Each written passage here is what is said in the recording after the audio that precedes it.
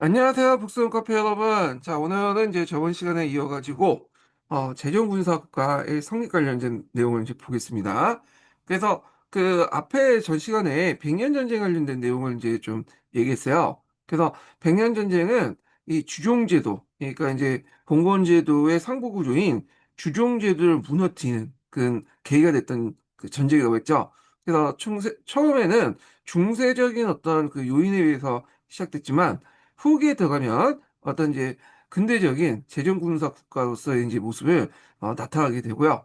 자, 이런 재정국가 군사적인 모습은 뒤에 이제 절대 왕정 시기 때 또 연결돼 있죠. 예. 그래서 요걸 이제 좀 보겠습니다. 자, 여기에서 이제 용어가 이제 재정군사 국가라는 말이 있거든요. 예. 재정군사 국가. 제가 알기로는 그 여전히 이제 15년 개정이나 뭐 09년 개정에서는 그 재정군사 국가라는 말을 잘 안 쓴 것 같아. 근데 이번에 22년 개정 교과서에서는 재정군사 국가가 많이 쓰이게 되죠. 자, 근데 여기에서 이제 주의할 건 뭐냐면 재정군사 국가가 꼭 서유럽의 절대주의 국가는 아니에요. 서유럽의 이제 절대 왕정 있죠. 예, 절대 왕정을 의미하는 건 아니다. 이게 이제 그 교육과정이 나와요. 그렇게 이제 지도하라고. 그럼 왜 절대 왕정 그 파트 부분에 재정군사 국가를 이제 넣냐? 그건 뭐냐면, 일단은 군사력을 유지하려면, 상비군을 유지하려면, 당연히 재정적인 어떤 뒷받침이 있어야 되겠죠? 예. 그래서 이제, 이런 군사적인 어떤 것은 재정적인 뒷받침에서 나오는 거잖아요. 근데 이게 절대 왕정에서만 있었던 게 아니죠.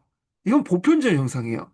예, 정근대 국가나, 그 다음에 근현대 국가나, 이게 근대 국가나, 다 이제 군사력이 있으면 그만큼 재정이 뒷받침해야지 군대가 유지될 수 있는 거는 당연한 거고, 그리고 그런 재정적인 마련에서 이런 이제 징세, 세금 제도 같은 것들을 이제 뭐냐면 개혁을 하는 것도 당연한 거죠. 그러니까 마치 절대왕정 국가가 재정군수 국가를 일치해서 설명하면 절대왕정의 어떤 것이 꼭 절대왕정의 특징만 재정군사 국가의 특징을 가지고 있는 것처럼 설명할 수 있잖아요. 그래서 그런 걸 지향한 거예요. 그러니까 절대왕정의 여러 가지 국가의 성격 중에 하나가 그 중에 하나의 재정군사 국가고, 그리고 이 재정군사 국가의 어떤 속성은 절대 왕조뿐만 아니라 근현대든 정근대든 이런 군사를 가지고 있는 국가의 특징과 서로 연결된다. 보편적으로 연결된다는 거죠. 예. 그래서 절대 왕정의 일부지 곧 그게 재정군사 국가가 곧바로 절대 왕정의 특징으로 이제 부여질 수 없다.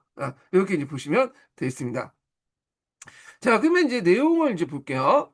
자, 14세기 무렵 흑사병과 백년 전쟁 등의 위기를 거치고 종교개혁이 유럽을 뒤흔든 상황 속에서 국왕 중심의 재정군사 국가가 점차 모습을 갖추게 되었다. 또한 유럽 각국이 치열하게 경쟁하는 과정에서 군사 기술상의 변화가 진행이 됐죠. 그래서 요거는 이 백년 전쟁에서 이제 좀 볼 수 있는데, 백년 전쟁 말기 때 이 프랑스군이 상비군을 중심으로 해갖고 총포로로 무장을 했잖아요. 자, 이런 것들이 이제 뭐냐면 확산되기 시작해요. 예. 그래서 이 내용을 보면 16세기 무렵부터 소총으로 무장한 보병의 핵심 부대가 되었고, 이탈리아식 선체가 건설되면서 전투 양상이 바뀌었다. 자, 여기에서 이제 소총으로 무장했다. 그래서 이제 여기는 시기가 이제 16세기 무렵이라는데, 16세기 이전부터 100년 전쟁 말기는 15세기 정도 되잖아요. 이미 이제 여기 보면 15세기 때 이런 대포나 그다음에 총포로 이제 무장한 그런 이제 상대군들이 등장을 하게 되죠. 그래서 예전엔 기병 중심이었는데 이 보병이 이제 뭐냐면 이때 보병은 용병이나 뭐 이런 기사군대가 아니라 상비병이죠. 상비병.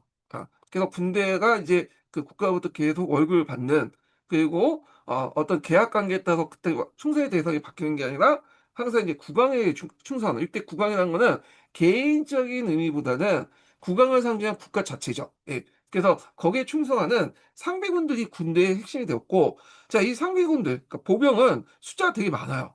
그리고 그 많은 이제 무기들을 자체적으로 국가에서 마련해주고 줘야 되잖아요. 당연히 재정적인 어떤 것도 뒷받침해줘야지만 그게 가능했던 거죠. 예. 자, 하여튼 이렇게 있고, 여기에서 이제 말하는 이탈리아식 선체가 뭐냐. 그래서 이제 요거 부분을 한번 좀, 이게 챗GPT를 통해서 이제 알아보겠습니다. 자, 여기 이제 그 밑에도 있긴 있는데, 일단은 그 내용을 이제 좀 전반적으로 볼게요. 이 교과서에도 있고 서강대에도 자주 나오거든요. 군사지도 관련된 내용이.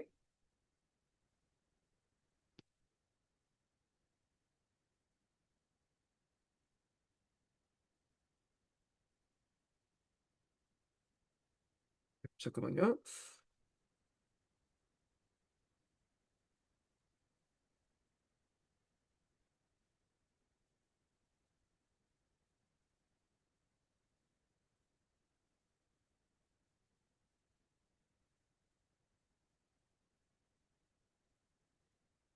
이게 정확한 명칭이 이탈리아식 성취.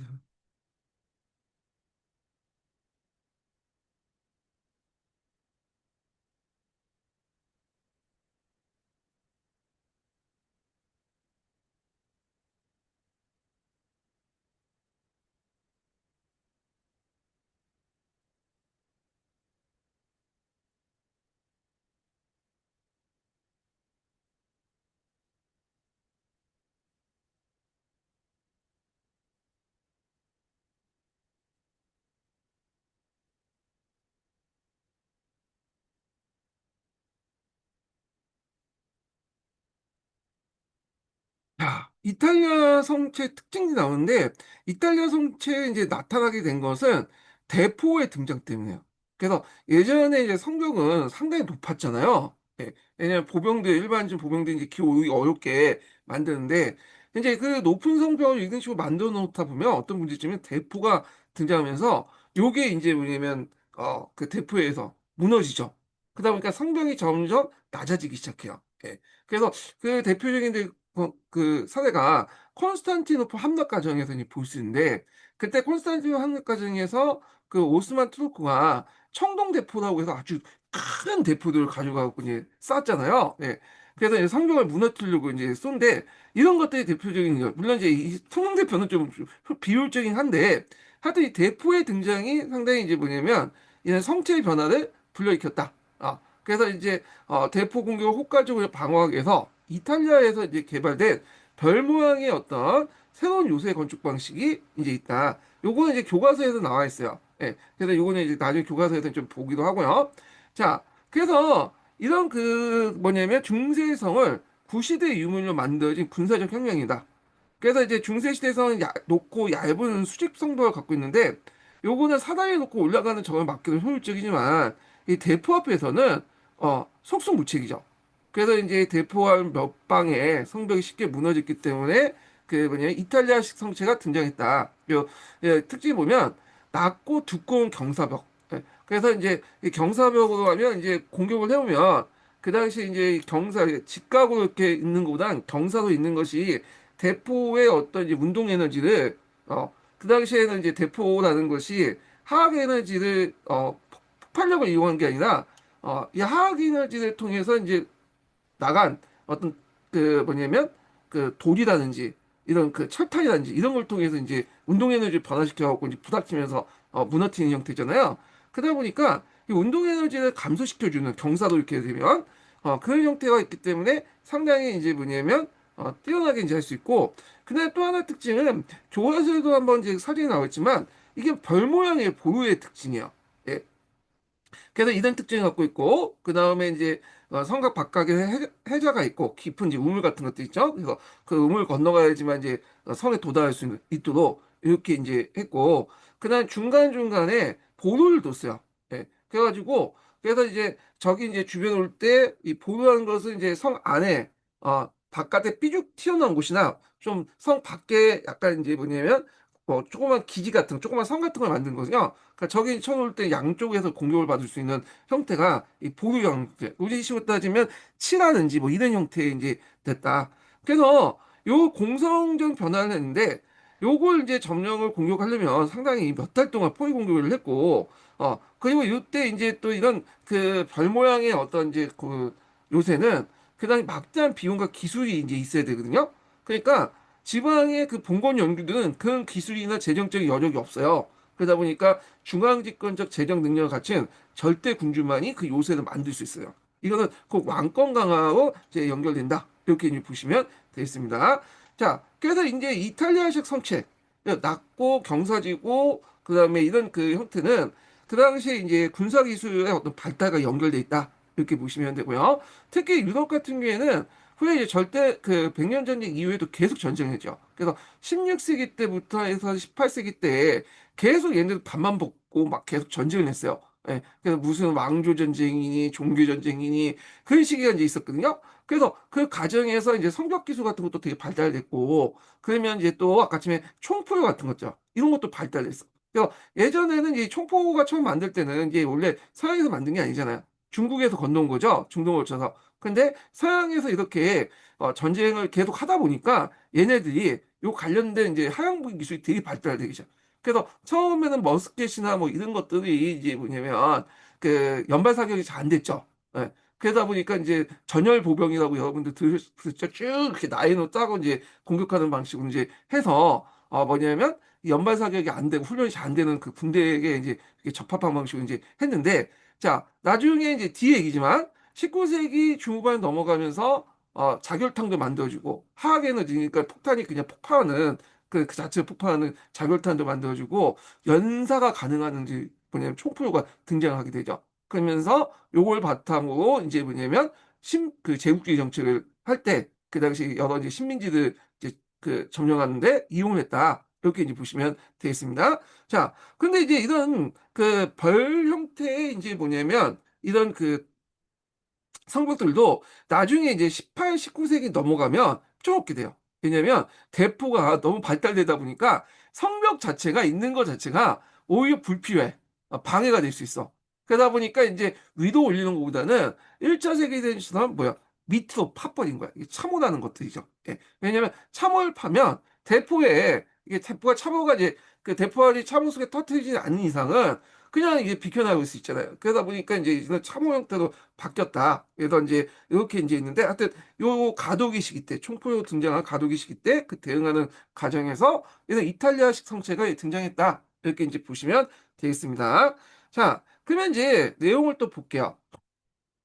그래서 이런 소총으로 무장한 부대와 그 다음에 이탈리아 성체가 건설되면서 전투의 양상이 바뀌게 되는데, 그래서 성체 건설에 따라서 대규모 공성전이 벌어졌으며 여기 이제 볼 수 있는 이거죠. 예.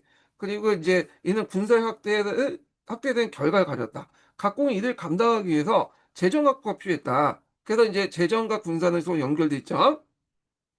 이 과정에서 효율적인 징세와 강력한 군사를 바탕으로 뛰어난 전쟁 수행 능력을 갖춘 제정 군사 국가의 이행이 있었다. 자, 요 계기가 됐던 것이 무슨 전쟁이다? 백년 전쟁이다. 음, 앞에서 제가 얘기를 했죠. 그래서 3부에서 이렇게 일일이 징수했던 걸 이제 왕이 자신의 어떤 관료 조직을 통해서 징수를 하게 되죠. 자, 그래서 이렇게 이제 재정분석과에서 왕권 견제했던 신분제 위해가 이제 약화되고요. 그래서 봉건귀족은 관료제에 편입돼서 국왕에 충성하게 되게 되는데, 이때 이제 국왕은 관료제와 상비군, 그러니까 상비군에 대해서 제가 전 시간에 한번 설명했어요. 유사시에 대비하는 거야. 그러니까 전쟁 때만 뭐냐면 이렇게 계약을 맺고 이렇게 하는 그 용병하고 다른 군대예요. 예. 그래서 우리나라 군대를 뭐 용병이라고 하진 않잖아요. 그래서 이런 상비군을 이제 조직을 했다. 그래서 이렇게 운영하려면 재정이 필요하죠. 그러면 이때 이제 이 재정은 누가 했냐? 부유주의 계층들. 이때 등장한 그 시민계급들이 상공 활동을 적극적으로 지원했으며, 그리고 이때 이제 시민계급도 상공업과 대외무역을 안정적으로 보장받기 위해서 국왕에 협력했다. 자, 이걸 이제 정형적인 정경유착이라고 좀 보죠. 절대 왕정 시기 때 여러분도 알다시피 그런 상비군이나 그 다음에 이제 이런 관료제 유기가 돈이 많이 필요하니까 얘네들이 이제 많이 시민계급들이 이제 했죠. 요때 이제 그 자본가들은 무슨 자본가요? 지리산의 발견 이후에 이제 성장한 상업자본이죠. 예. 그래서 상업자본은 이런 정경유착을 통해 또 중상주의 정책을 통해서 이렇게 이제 뭐냐면 정치권과 연결됐고 어떤 일정한 독점권을 받게 되죠. 그러니까 뭐 우리가 동인도 회사라든지 뭐 서인도 회사류의 이런 그 회사들이 등장하게 됐던 것이 이 절대왕권 시기 때의 특징이죠. 자, 이와 같이 재정군사 국가는 귀족과 시민계획의 협력을 바탕으로 중세 봉건국가와 달리 강력한 왕권을 유지할 수 있었다. 이렇게 있고요. 그 다음에 이제 이때 이제 절대 왕정 시기 때 이제 전쟁 때 무슨 소총, 머스켓, 이런 것들이 이제 있죠. 우리가 보는 조총 이런 것들 등장했고, 여기 보시면 별 모양의 이제 여기 성각 형태죠. 이탈리아식 성각 대포를 이제 막기 위해서 했다. 그래서 이제 요 포르투갈에 있는 엘바스 도시 요새에 관련된 그 사례가 있죠. 여기 그림 있고 적의 대포 공격에 건질 수 있도록 성벽을 두껍고 경사짓게 만들었고 얇고 이게 직각으로 하는 게 아니라 이런 식으로 경사짓게. 그래서 여기 이제 대포가 공격해요. 이게 이때 6대 대포는 이제 우리가 생각하는 그 폭탄이 아니죠. 이게 이제 하락할 때만 이제 이렇게 발사해갖고 화학 에너지를 쓰는 거고, 요때 이 화학 에너지를 통해서 그 당시 그냥 돌이라든지 철탄이라든지 이런 것들이 나와. 그럼 이렇게 맞으면 이제 이렇게 격파한 건데, 이렇게 하면 곧바로 이제 무너지죠. 근데 이렇게 비슷하게 하면 여기 운동 에너지 이렇게 분산시켜주는 그런 역할을 하잖아요. 예. 그러니까 이게 그 군사적 경사 장갑 같은 그런 역할을 하는데, 예, 나중에 T-34 같은 경우는 이제 그 소련에서 만든 그 전차가 있는데, 전차가 이렇게 이런 식으로 경사 장갑으로 돼 있어요. 그러다 보니까 이렇게 해갖고 이게 튕겨내 운동에 이렇게 분산시켜주는 그런 역할을 이제 한 건데, 성체도 그렇게 만드는 거야. 예. 그래서 이런 식으로 성에 다가오는 적에게 화포를 발사하기 편하도록 자, 이렇게 이제 새로운 정제 기술의 발전을 보여주고 있다. 이렇게 이제 보시면 되겠습니다. 자, 그 다음에 이제 여기 잠깐, 뒤에 이제 다른 교과서는 좀 볼게요. 비상교과서 이제 보겠습니다. 자, 비상교과서는 뭐 간단하게 이제 재정군사 국가를 내용을 설명하고 있는데, 한번 읽어보겠습니다. 요 뒤에. 어. 자, 여기 보면, 십자군 전쟁 이후에 유럽에서는 국왕과 군사를 독점하지 못하였고, 십자군 전쟁 이후에 유럽에서는 국왕이 군사를 독점하지 못하였고, 정치력도 분산되었다. 그러다가, 그 십자군 이후에 제 국왕의 권한이 강해진 거 아닌가요? 제가 알기로는 그런데, 잘 모르겠어요. 여기서는 이제, 15세 후반까지 이런 것들이 있다고 이제 보이는데, 물론, 우리가 생각하는 이제 어떤 그 근대 국가의 모습하고 비교해 볼 때, 이런 이제 십자군 전쟁 이후에 유럽의 국왕들의 권한이, 약해질 수 있다. 이거 상대적이니까. 했지만, 전 시대하고 비교해 볼 때는 국왕의 권한이 오히려 강해진 거 아닌가요? 네. 제가 잘못된 거, 근데 하여튼 그래요. 자, 그래서 이 봉건제가 쇠퇴하다가 전쟁 양상이 변화되고 있다. 군사 경쟁에서 이제 살아남은 국가는 중앙 집권화된 강력한 국가 성장이 있고 뒤처진 군사 국가가 사라졌다. 그 결과 16세기 이후에 유럽에서는 효율적인 징세지도와 강력한 군사력, 중앙집권 행정기구를 갖춘 재정군사 국가가 등장했는데, 자, 재정군사 국가의 등장은, 앞에서 이게 16세기지만 이게 16세기 보편적인 그 시기고, 15세기 때 이후에, 백년 전쟁 이후에 이미 프랑스에서 그 모습을 보인다. 이렇게 보시면 되고, 요 관련된 내용이 서양사 강자에도 있어요. 예. 그래서 이제 이렇게 이제 보시면 되겠습니다. 그래서 그 뒤에 보면, 유럽의 하승층 부대, 그러니까 이제 하승쪽은 우리가 이제 심지어 이렇게 불을 붙여가지고 하약을 이렇게 땡기면 그 하약의 어떤 하약 에너지를 통해서 이 철탄이라든지 이런 것들이 앞으로 나가죠. 그 철탄의 운동 에너지를 통해서 그 당시에 적을 공격하는 그런 방식이 이제 뭐냐면 하승총이죠. 예. 근데 이 하승총은 문제점이 뭐냐면 지금처럼 연사가 잘 안 돼요. 자동으로 이렇게 발사하는. 군대 갔다 오신 남자분도 알지만 그 M16이나 K2 이렇게 할 때 연사로 해갖고 쏠 수 있잖아요. 그런 게 안 돼.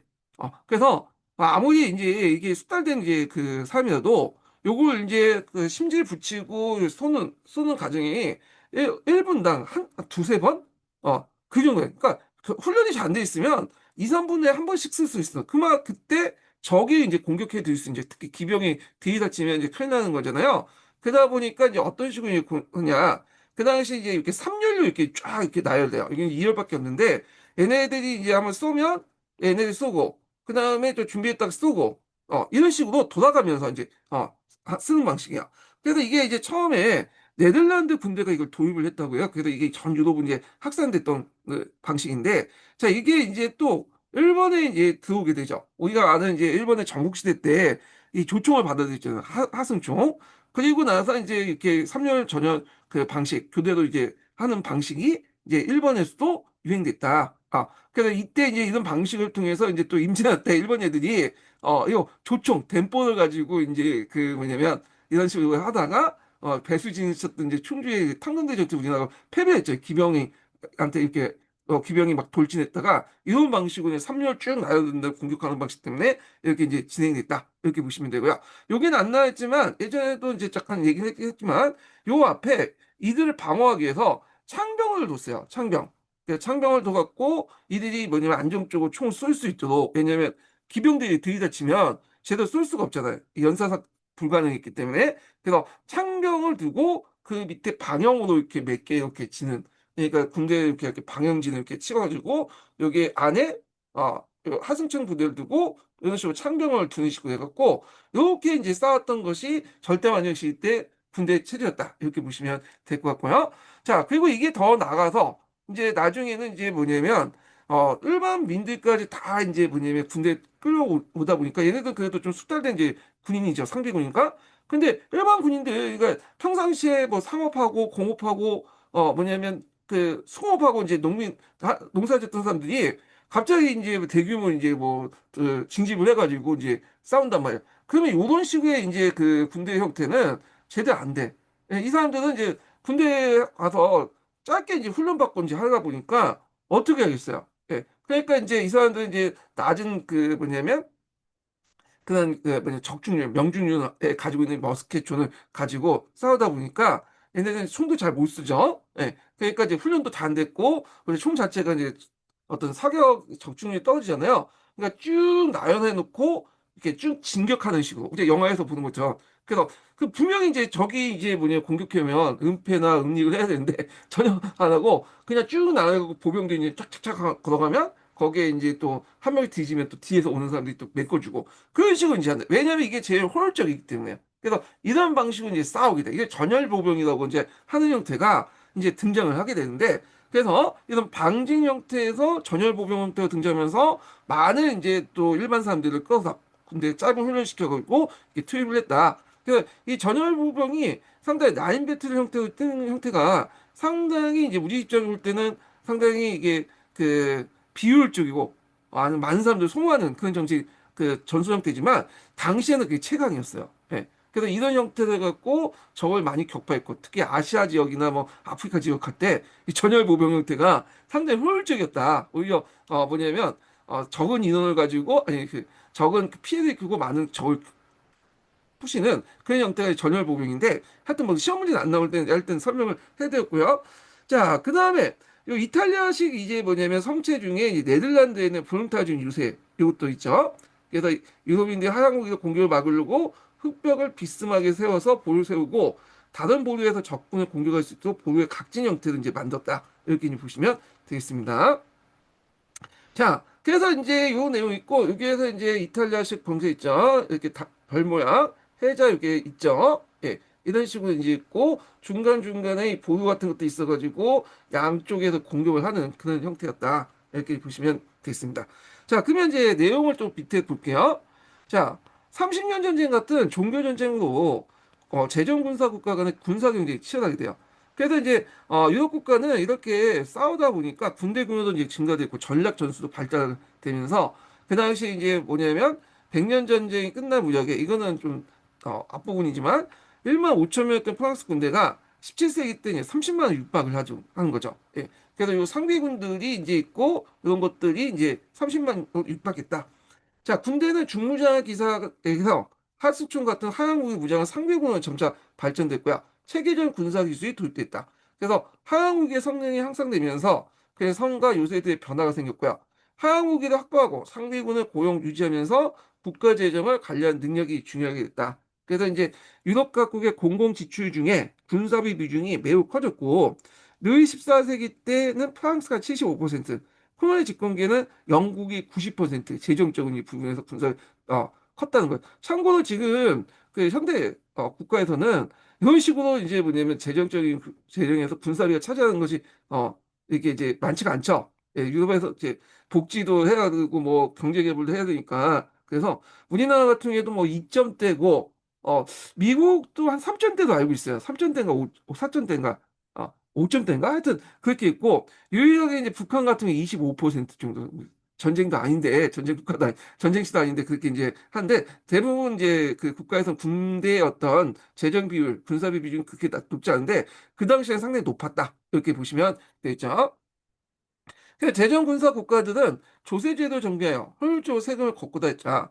어, 하지만 대부분 나라에서는 조세만으로 군사 비용을 확보하기 어려웠다.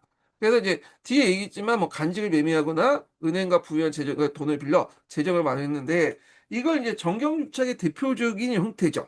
예. 근데 세상에 공짜 없다고 이런 식으로 돈을 대주면 당연히 그들에게 특권을 줘야 되잖아요. 그래서 이제 어떤 독점권, 이런 것들 줬죠. 판매 독점권 같은 거. 자, 그래서 이제 이렇게 있고 이렇게 안에서 지네끼리 치고받고 싸우면서 이제 군사력을 이제 그 뭐냐면 발달시켰잖아요. 그리고 이걸 바탕으로 제국주의 국가들이 이제 식민지 건설하는데 이 군사를 이용했다. 이렇게 보시면 되겠습니다. 그래서 16세기 이후에 유럽의 많은 국가들은 여러 차례 전쟁에 참여했던 군사 경쟁이 치열했고 유럽의 제정 군사 국가들은 전쟁 비용을 만연하게 조세제를 개혁했고 또 식민지 확장했다. 그때 이제 네덜란드 동인도 해산이 영국의 동인도 해산이 이런 것들이죠. 그러니까 정부가 직접 진출하는 것보다는 동인도 회사가 어떤 특수 목적 회사를 만들어 갖고 진출을 했는데 그 정부가 직접적으로 이제 식민지 개척하는 과정에서 이제 일어난 인적 물적 손실이 되게 많을 거예요. 그럴 경우에 정부가 직접적으로 뭐냐면 책임을 져야 되기 때문에 그 리스크를 민간 업체에게 떠넘기기 위해서 이런 동인도 회사나 특수 회사를 만들었죠. 뭐 동인도 회사, 뭐 서인도 회사 이렇게 각국이 만들었다. 요거는 이제 나중에 다시 한번 그 또 절대왕정 시기 때 또 얘기를 해보겠습니다. 그래서 요게 제정군사 국가들이 이런 절대왕정하고 연결됐기 때문에 얘기해봤고요. 이 제정군사 국가를 어떤 이렇게 출발점에 있던 게 백년 전쟁 이후다. 백년 전쟁 때 그다음 샤르 칠세가 식량군을 만들고 그날 그 과정에서 뭐 재정을 정비하고 이런 것들 다 제정군사 국가의 어떤 출발점하고 연결돼 있다. 이렇게 이제 보시면 되겠습니다. 자, 그러면 구체적으로 이제 그 사례를 이제 볼게요. 이제 제정 군사 국가의 어떤 전형적인 이제 그 출발점이 됐던 게 백년 전쟁 가정이 됐다고 했잖아요. 백년 전쟁 때 어떻게 제정 군사 국가로 이제 이렇게 발전됐는가? 이걸 이제 보면요. 자, 서양사 강좌에 그 내용이 자세히 적혀 있죠. 자, 일단은 몇 페이지 보시면 여기 이제 교회 위기 다음에 여기 백년 전쟁이죠. 교회 위기 다음에 이제 그 다음 형태가 근대 태동이거든요. 예. 근데 이게 제 생각에는 요걸 뒤에서 좀 빼고 요걸 이렇게 연결시켜야 될 것 같은데 이게 4번이고 이제 저기 3번에 갑자기 뜬금없이 그 제, 교회 개혁이 나와가지고 좀 그런데 일단은 좀 몇 장 뒤에 넘어가서 그 근대 태동을 보겠습니다. 백년 전쟁 저번에 얘기했죠. 처음에는 중세 시작이었지만 끝에는 이제 뭐냐 근대 태동 어떤 근대 국가의 어떤 출발점이 됐던 것들이 백년 전쟁의 특징인데요. 그럼 내용을 보겠습니다. 영토의 통일성. 흔히 절대 왕정 국가라는 것은 통일된 영토를 바탕으로 전 영토에 걸쳐 군도의 권력을 행사하면서 다양한 형태의 도전을 봤을 때 이를 굴복시킬 수 있는 국가를 말한다. 그래서 중앙 집권화된 국가 이런 것들을 이제 말한다. 이렇게 보시면 되겠죠. 자, 이런 왕의 권력 행사를 돕는 것은 관료제와 상위군이었다. 자, 이걸 유지하기 위해서는 당연히 돈이 있어야 되겠죠. 이 조세제도이고, 자, 이러한 기준을 본다면 잉글랜드와 프랑스 간의 100년 전쟁을 거치면서 절대 왕정 국가가 되었다. 그래서 100년 전쟁 주도 원인이 이러했던 잉글랜드 왕의 프랑스 내의 본토 보유는 중세 봉건에서 일반적이었다. 따라서 잉글랜드와 프랑스 사이의 영토의 경계 또한 모호할 수밖에 없다. 그래서 이러한 모호한 경계선이 이제 100년 전을 거치면서 점차 사라지고 두 나라의 경계선이 분명해졌다. 이건 뭐냐면 영국, 잉글랜드 왕국의 영토가 영국에서만 국한된 게 아니라 여기 이제 프랑스도 있죠. 그러니까 이 뭐냐면 잉글랜드 왕은 봉건적인 원리에 따라서 요새에 따라 이제 뭐냐면 그 프랑스의 왕이 신하면서도 프랑스의 막대한 영토를 갖고 있는 거야. 그러면 이제 이 당시에 이제 영국의 경계선이라는 것이 잉글랜드 왕국의 경계선이라는 게 모호할 수밖에 없겠죠. 프랑스의 경계하고 많이 겹쳐 있으니까.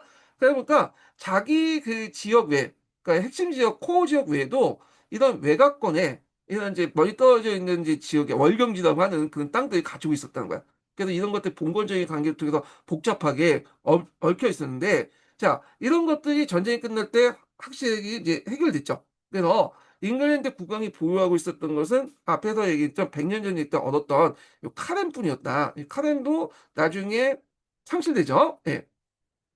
국경이 이제 확실해짐에 따라서 잉글랜드와 프랑스 협의 사이에 둔 서로 다른 국가들이 발전하게 됐고 민족의식이라고 할 만한 것이 싹트기 시작했다. 그래서 프랑스인 의식이 형성이 돼 있다는 거 앞에서 얘기했죠. 자, 이렇게 상징적으로 볼 수 있는 민족의식을 형성할 수 있는 상징적인 볼 수 있는 잔다르크의 등장이죠. 물론 잔다르크가 등장했기 때문에 민족의식이 만들었다. 그런 게 아니라 이미 이제 싸우는 과정에서 민족의식이 이제 형성됐고 그걸 이제 상징적으로 보여준 사건이 잔다르크라고 이제 정리를 해주시면 돼요. 사실 중세 전투는 기사들의 오락권이나 전리품이었대요. 기사들이나 용병들이 전쟁보다는 약탈에 몰두하고 있었어요. 그러나 잔다르크는 오히려 국왕과 프랑스에 있었고 공적 의식을 가지고 있었다는 거죠. 이런 생각이 확산되어 잉글랜드군이 벌이는 모든 전투는 국왕에 의해 싸우는 것이다. 자, 이와 유사하게 이제 민중들에게 중세의 전투와 점령은 새로운 영주를 받아들인 것 외에는 다른 큰 의미가 없었다. 왜냐하면 민중들 입장일 때는 상위 지배층만 이제 바뀌는 거야, 전쟁을 통해서. 그런데 이 백년 전쟁에 들면서 그 당시 프랑스 민중들이 잉글랜드에 약탈하고 거만을 떠는 모습들 이방을 비췄고, 이런 그 사람들을 어떻게 받아들일 수 있냐. 그래서 이제 이때 잉글랜드의 저항은 잉글랜드인에 대한 저항은 주로 약탈에 대한 반발에서 비롯됐지만, 이런 것들이 나중에 민족의식의 형성에 큰 역할을 줬다. 이렇게 이제 보시면 되겠습니다. 자, 그래서 이런 경향이 잔다르크 이후에 뚜렷했다. 그래서 외부의 공격에 맞서고 내부의 응집력이 강해지기 시작했고, 이걸 이제 뭐냐면 형성한 과정에서 민족의식이라는 것들이 등장하게 돼, 프랑스인이라는.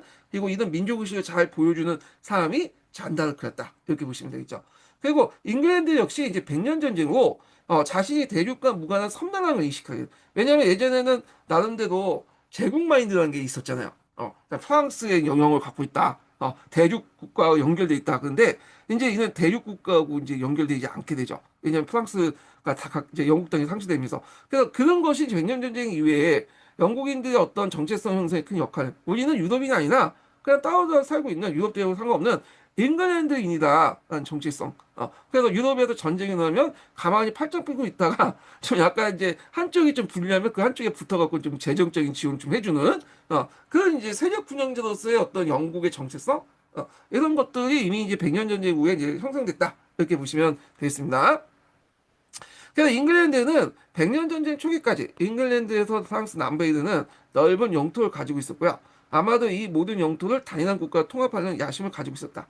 자, 그러므로 잉글랜드 왕들은 대륙에 깊은 관심을 가지고 있었고, 그러나 이제 백년 전쟁 전쟁으로 대륙의 모든 영토가 상실되면서 섬나라 잉글랜드는 대륙과는 다른 길을 걷게 되었다. 예, 이렇게 보시면 되고요. 자, 이런 인식이 우리는 이제 유럽과 좀 다르다라는 정체성, 영국인의 정체성 있죠. 이런 것들 섬나라 의식이 지금도 작동하죠. 예. 그래서 이제 처음에는 뭐 EU에 가입했다가 뭐 브렉시트 하고 있는데 뭐 브렉시트 이제 하는 이유가 난민 문제가 제일 크긴 한데 예전부터 내었던 그 정체성, 영국인으로서 정체성이 또 한몫하는 것도 이제 부인할 수 없는 현실이에요. 예. 자, 그 다음에 상회군의 창설을 보겠습니다. 자, 이거는 이제 앞에 그 백년 전쟁 과정에서 상배군, 칙령군 관련된 내용들이 만들었다고 이제 했잖아요. 예, 요거와 연결시켜 보시면 되겠습니다. 자, 요거는 예전에 기초에 나왔던 거죠. 여기. 자, 중세 종말 과정 뜻이 보여주는 것이 전술적 측면을 할 수 있는데 기사도도 무장한 기사군대의 비효율성과 그에 따른 기사군대의 몰락이 그것이다. 그래서 이제 앞에서 언급했던 뭐 크래시 전투라든지 포아티에 전투, 아젠코나 전투 같은 중세적인 어떤 전투 형태였잖아요.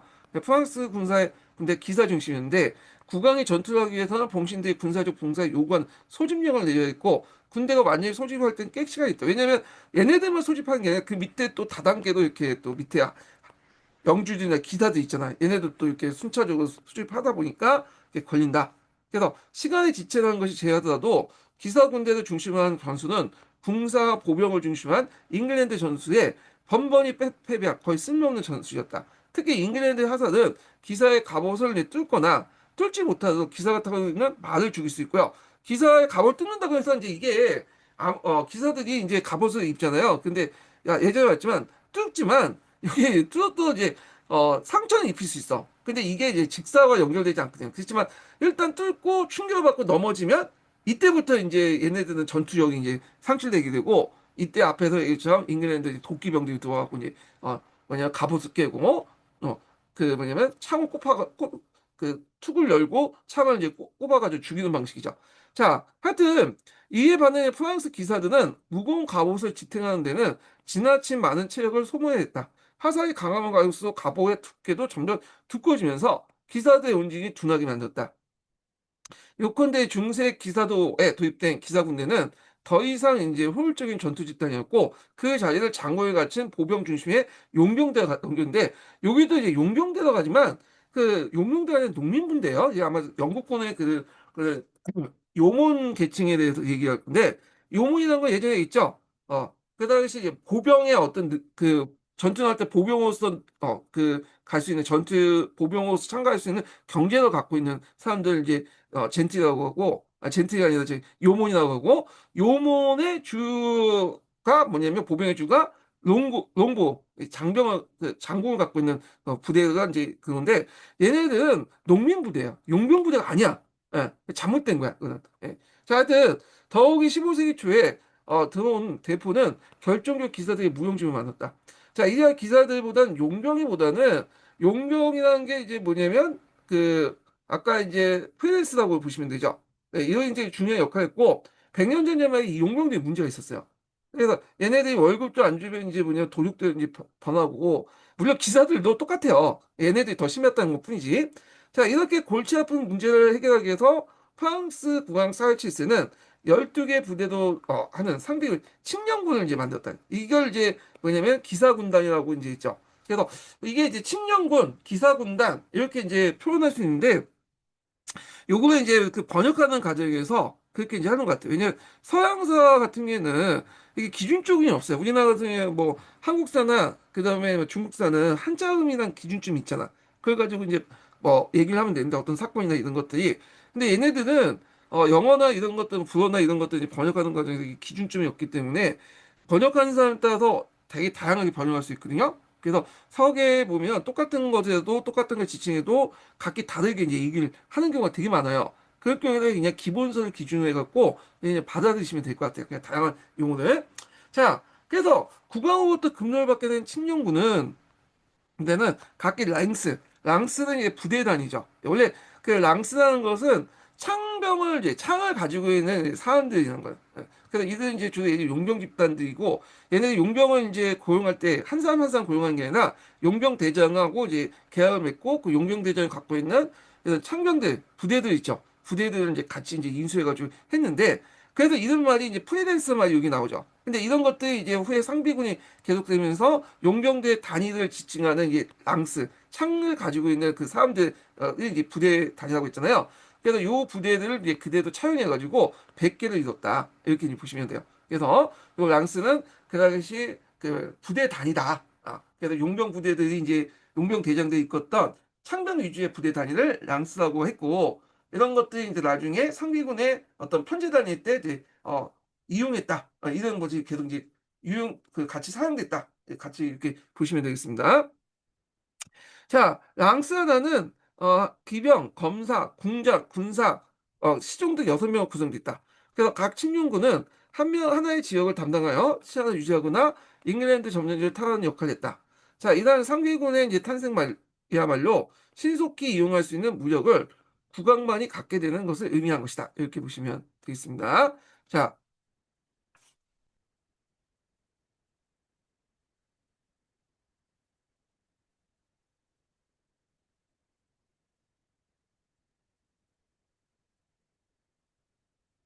자, 그 다음에 이제 조세제도의 이제 항해 관련된 내용이죠.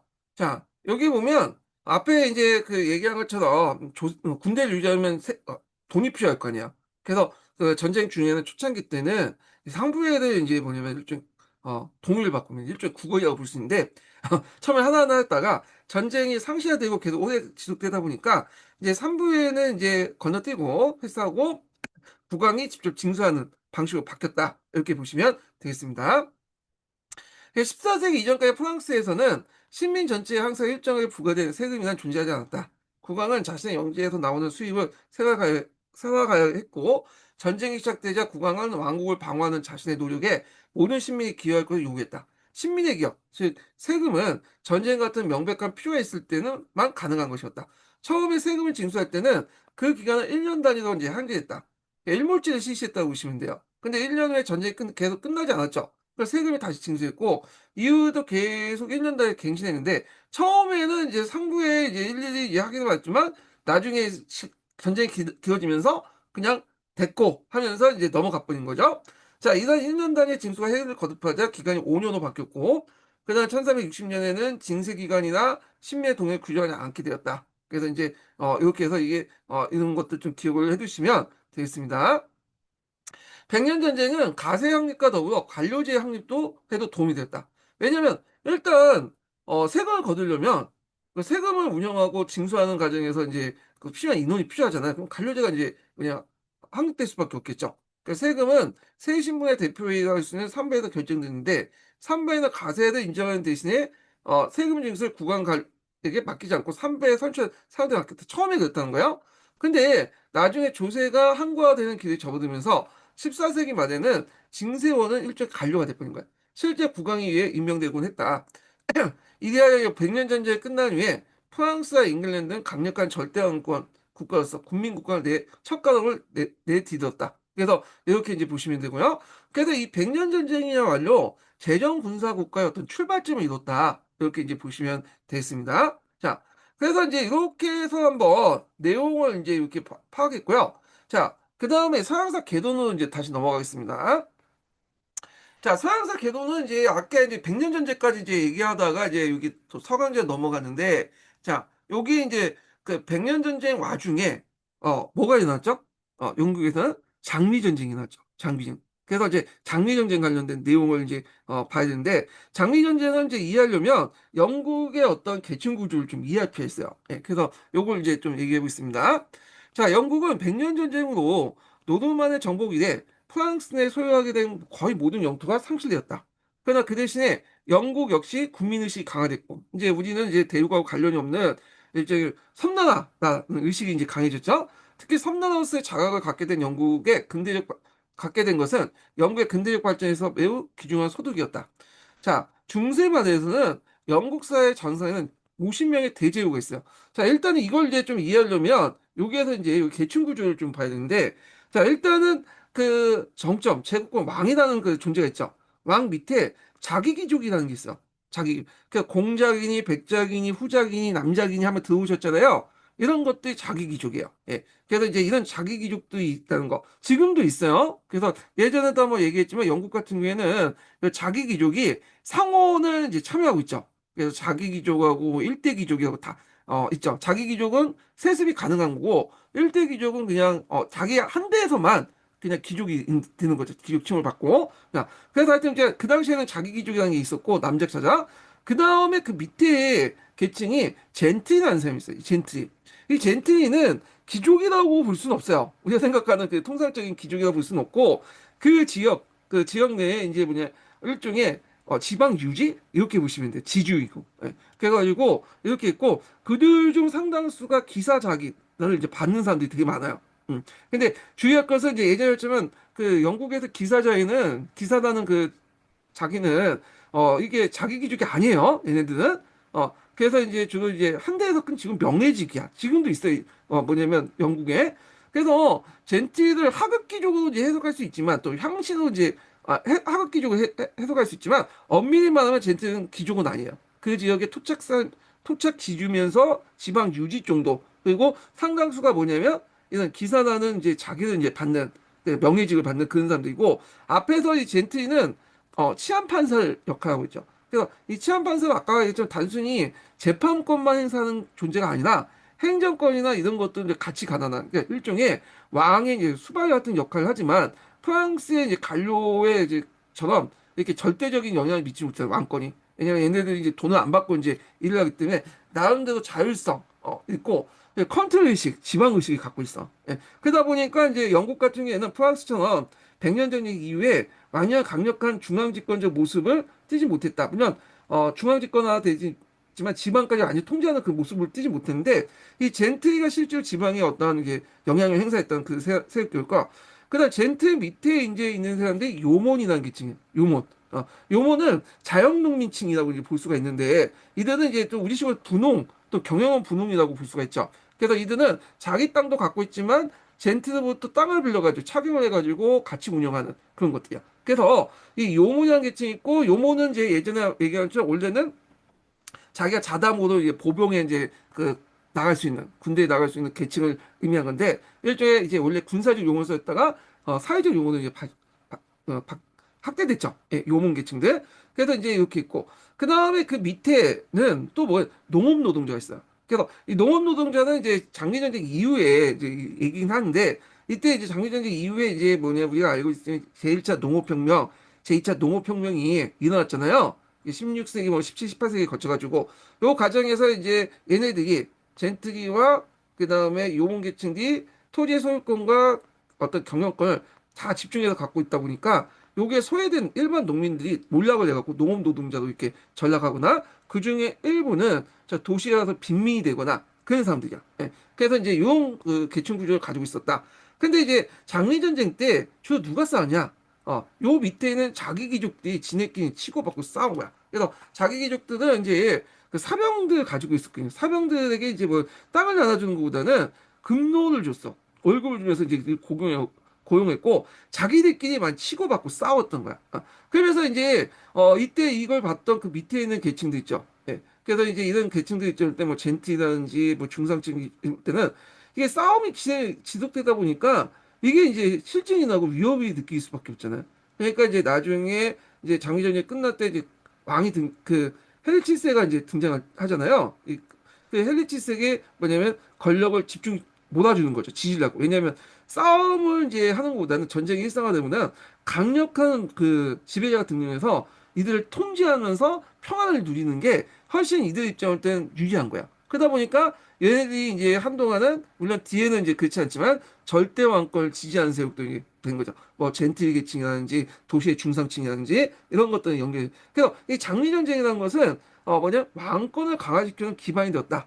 그래서 자기 귀족끼리 자기끼리 장미 전쟁 때 치고받고 싸우면서 힘이 약해졌고 그리고 싸움을 보고 전투를 이제 전쟁을 지켜갔던 이제 그 밑에 있는 그 중상층이나 젠틀층들은 강력한 왕권을 통해 평화를 원하게 되고 이런 것들이 영국의 절대 왕권을 유지하는 어떤 바탕이 되었다 이렇게 이제 보시면 되겠습니다. 자, 그러면 이제 내용을 이제 볼게요. 자, 요거 하기 전에 첫 번째 인증번호 알려드리겠습니다. 첫 번째 인증번호는 66번입니다. 첫 번째 인증은 66번이에요. 자, 중세 말의 영국 사회 정상에는 약 50명의 대제후가 군림하고 있었다. 자기 귀족이라고 이제 하죠. 자, 그 세의 기반은 강대한 토지 재산으로부터 지대를 비롯한 막대한 수익이었다. 자, 그들의 건고한 성체를 이제 어, 유지하고 있었고 석조 성체를 유지하고 있고 피해길 사병을 동원할 수 있어서 그런 사병 동원 가능한 요인은 국력 제공을 급료와 보호와 특정 금융 제공에 급료 돈을 주고 보호를 해주고 특히 법정에서 보호를 해주는 그런 것들이다. 그래서 이제 이런 사적으로 연결된 이 사병들이 돈을 받고 이제 장기전쟁에 투입됐다 이렇게 보시면 되고요. 그 다음에 또 대제후들은 대부분 백년전쟁 때 군대 지휘관이었어요. 사병들 그 당시 병사였고, 그래서 이렇게 이제 그 리버리, 급료와 메인테스 보호에서 종래 봉투수에 매기던 다른 새로운 사적 그 주요 관계가 형성되는데, 그래서 이때 이제 리버리, 급료는 이제 합해봉이라고 해요.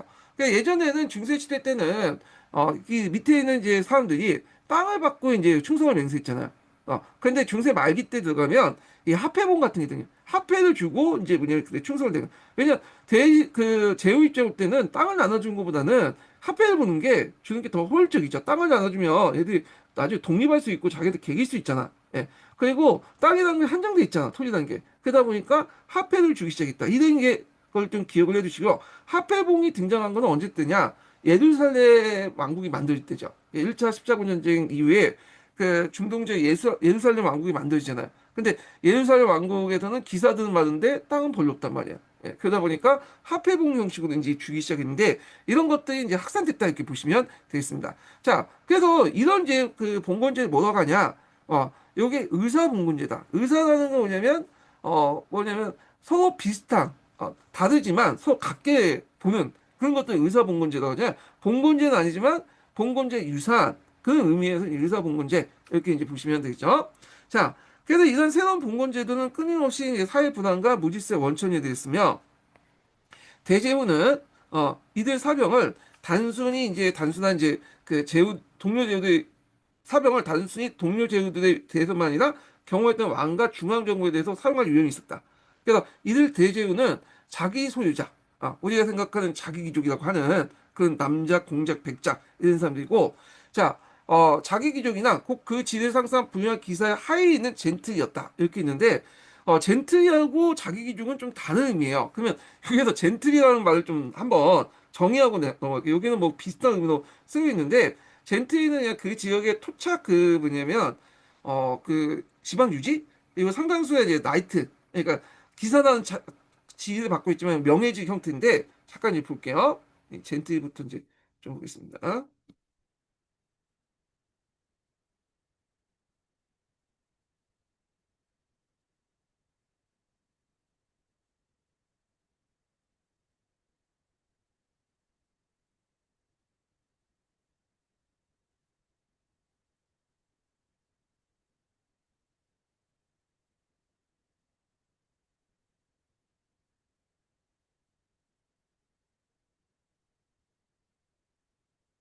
자, 여기에 젠틀이라는 계층이 나오죠.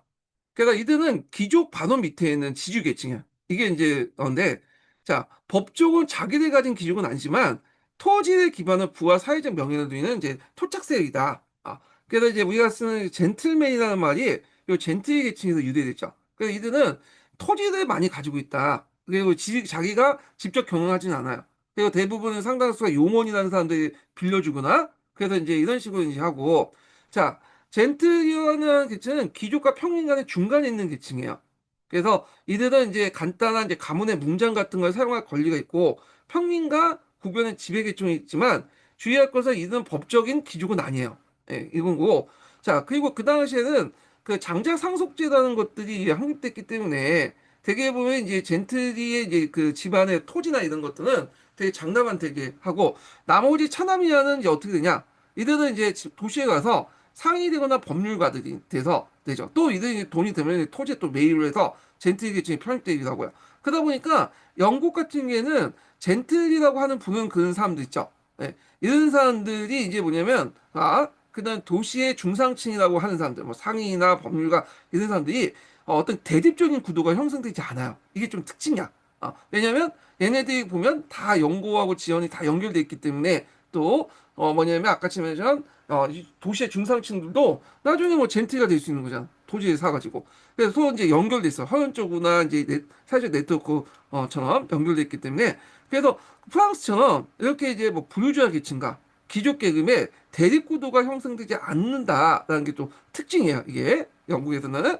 자, 그리고 이들이 대부분 치안 판사들 직을 갖고 있기 때문에 이들이 이제 지방의 어떤 실질적인 지배자였고 그리고 지방의 사법과 행정을 참여했으며 하원 의원은 이제 많이 선출돼서 중앙 정치에 큰 역할을 했다. 참고로 영국 같은 경우는 상원과 하원은 나눠 있고 상원은 주로 자기 귀족, 일대 귀족들이 이제 참여하게 되고 이건 그 뽑는 선출직이 아니에요. 근데 선출직은 하원 귀족이죠. 하원은 이렇게 보시면 되겠습니다. 그래서 젠트리는 봉건적 귀족과 달리 자신의 토지를 효율적으로 경영하는 부를 축적했고 후에 이제 인클루즈 운동을 주도를 했다. 그리고 이제 정치 병역의 또 중심지였죠. 청교도 혁명이나 뭐 영혁명의 주세력이 젠트리였고 그리고 올리버 크노웰도 이 젠트리 출신이죠. 예. 그리고 이제 있고 그 다음에 이제 그 젠트리 계층은 노블레스 오리지라고 시자는 명예는 신사의 정령을 여기겠다. 그래서 이들의 생활 양식과 가치관이 오늘날 영국 문화에 큰 영향을 줬다. 이렇게 보시면 되고요. 여기에서 이제 또 한 번 더 설명하면 자기 귀족은 그 수가 그렇게 많지가 않아요. 영국에서 상위 0.00000. 근데 요 젠트리도 물론 숫자 많진 않죠. 근데 적어도 이들보다는 100배, 1000배나 많아. 그렇기 때문에 나름대로 그 어떤 사회적인 어떤 계층을 형성하는 데는 뭐냐면 그 계층을 형성할 수 있었다. 이렇게 이제 보시면 되겠습니다. 그래서 젠트리 관련된 내용을 한번 설명을 했고요. 자, 그래서 이제 여기 내용을 이제 보겠습니다. 자, 젠틀이라는 것은 이제 그 기사 계층이고 뭐 경우에 따르면 하위 귀족을 해석할 수 있고 뭐 항신 귀족을 해석할 수 있지만 엄밀히 말하면 그런 제도적 보장받는 그 기사는 그 귀족은 아니에요. 예. 근데 그런 그 대우를 받고 있다. 그러니까 지방 유지다. 이렇게 보시면 되고요. 자, 하여튼 젠틀이란 농업 생산에 직접 참여하지 않고 토지로부터 지대 수입으로서 여유 있게 생활할 수 있는 정도의 토지 소유자. 그 지주라고 이제 규정을 할 수 있고요. 그들은 하나 이상의 자원을 소유하고 해자와 돌벽으로 가볍게 방비한 영주간에 거주하면서 한두 교회에 대한 사제 추천권을 가지고 있었다. 그 작은 수도원의 보호자 역할을 했고, 그 다음에 그는 기사라는 칭호를 가지고 있었다. 그래서 우리가 아까 얘기한 기사라는 것은 우리가 이제 명예직이다. 이렇게 보시면 돼요. 그래서 이건 하위귀족이라고 이제 해석을 하더라고요. 그 서기에서는. 근데 엄밀히 말하면 하위귀족도 아니에요. 왜냐면 기사는 명예직이고 이게 딱 그 귀족이라고 이제 할 만한 사람이 안 돼. 자기 귀족만 귀족이에요. 예. 그렇지만 하여튼 기사라는 칭호를 갖고 있고 나한테 기사 뭐니 귀족으로서는 아니지만 귀족에 그 해당하는 그만큼 사회적 영향을 가지고 있었다 이렇게 보시면 되겠습니다. 자, 그래서 이제 14세기 이후 기사 칭호는 별로 위험되는 것은 이런 되지 못했기 때문에 기사 칭호를 가진 사람은 얼마 되지 않았다. 요건 아닌 것 같아요. 기사 칭호 받은 사람 중 상당히 많았어요. 항신기층이. 그래서 이제 이런 것도 이제 넘어가고 자, 문장 패우자 또는 그 향신이라고 부르는데 초호수는 더우는 이게 무슨 말인지 잘 모르겠는데 하여튼 뭐 이런 말을 사용했다. 네, 영어를 잘 몰라서 이게 아마 중세 그 영어 같은데 하여튼 이렇게 넘어가고 하원 위원으로 이제 선출되는 주 기사의 경우에는 실제 기사의 경우 드물고 대부분 유력한 젠틀이었다. 그러니까 유일한 젠틀이 기사층을 받았다고 보시면 돼요. 여기 무슨 다르게 설명하고 있는데 기사라는 거는 자기가 아니라 명예직이에요. 그렇기 때문에 장태들이 상당히 명예직인 기사 계급을 많이 받았다 이렇게 보시면 돼요. 여기는 기사하고 마치 젠트리가 다른 것처럼 얘기를 하고 있는데 실제로는 젠트리들이 기사층을 많이 받았어요. 뭐 어차피 명예직이니까 그는. 예. 자, 그리고 이제 치안판사는 젠틀이라고 한다. 자, 이제 개별적으로 자기 귀족과 어깨를 거둘 수가 없었으나 집단적으로 볼 때는 상당히 힘이 컸죠. 그래서 하원이나 지방자치의 핵심적인 존재로서 매우 유력한 사회층이 형성되고 있었다.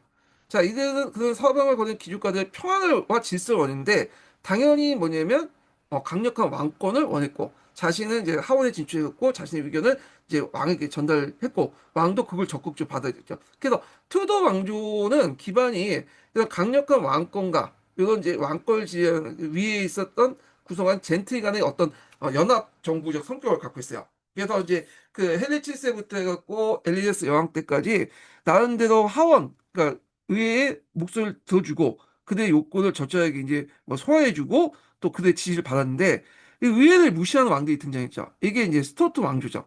예. 그래서 요거는 이제 나중에 얘기했지만 하여튼 스투어트 왕조는 그 과정에서 이들과 이제 충돌하면서 어떻게 돼요? 나중에 뭐 명예혁명이나 저기 청교도혁명이나 뭐 명예혁명 이런 것들이 등장하게 되는데 이건 뒤에 좀 얘기를 하고요. 자, 프랑스의 미약한 하급귀족이라도 프랑스 미약한 하급자도 상업에 종사할 수 없다는 제한이 있지만 영국에도 그런 제한이 없죠.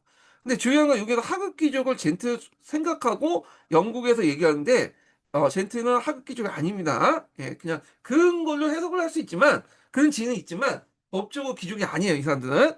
자, 그래서 이제 앞에서 얘기했죠. 젠틀 차관들은 상인에게 상수를 배우고 상인들의 재산을 축적했으며 부유한 상인들의 토지를 매입해서 후에 또 젠틀을 행사했어. 그래서 이들은 이제 뭐냐면 그 젠트리와 그 도시의 중상층은 뭐냐 계층적으로 동일한 계층이다 이렇게 보시면 돼요. 예.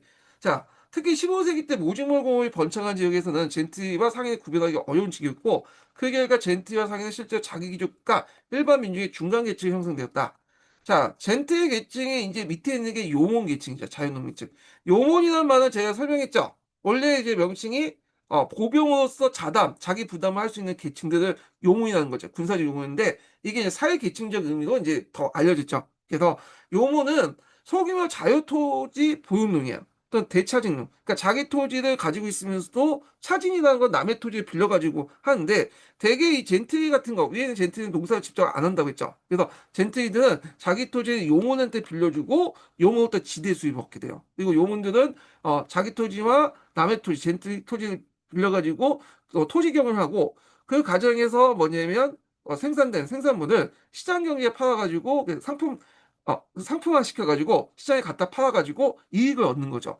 이런 게 이게 우리가 생각한 자연 그 조선 시대 때 뭐예요? 경영 그 분홍이라는 존재잖아요. 그래서 이 경영 분홍의 모델이 됐던 것들이 이 요몬 계층이라고 보시면 돼요. 예. 자, 그래서 이 용원계층은 자기가 직접 농사에 종사하거나 임금 노동자를 고용하는 경우가 많았다. 그래서 이런 것들 3분할자 내용이 이제 1차 인크루즈, 2차 인크루즈 운동하고 또 관련돼 있죠. 예, 요건과 연결돼서 이제 보시면 되겠습니다.